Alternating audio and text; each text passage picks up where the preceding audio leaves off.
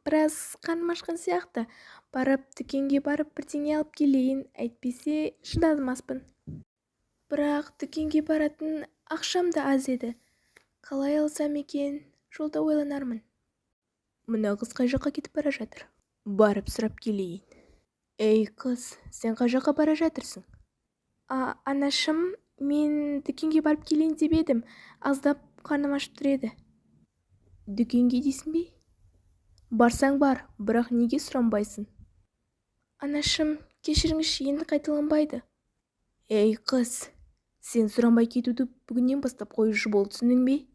Жақсы, анашым. Сосын, сен қыз, үйге де керекті заттардың бәрін ал, түсіндің бе? Жақсы, анашым.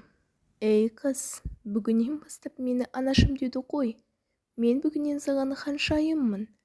Себебі менің сен сияқты бейшара қызым жоқ. Анашым, олай демеңізші. Болды, доғар сөзіңді. Бар, дүкеніңе кет. Жақсы, ханшайым.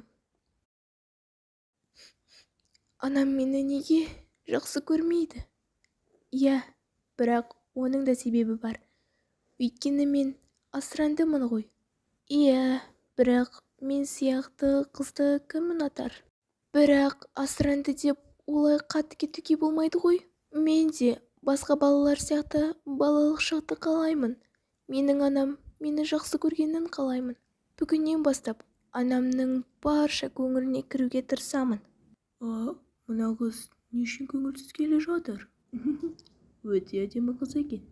Барып, қарап тұрсам қалай болады екен? Анама қалай заттарды алып келсем болады екен? Менде өзімде ақшам жоқ еді. Жарайды, бір амалын табармын. Ештеңе алмай қояйын бүгінше. Ханым, сізге бірдеңе айтайын деп едім. Мен бе? Иә, айта беріңіз. Сізді осы жақта болатын балға шақырайын деп едім. Балға дейсіз бе? Иә, балға. Бірақ мен әдемі емеспін ғой. Қалайша, сіз өте әдемісіз. Достар, келістесеңіздер лайк басып кетіңіздер. Жоқ, анаң рұқсат бермек десеңіздер пікір қалдырып кетіңіздер.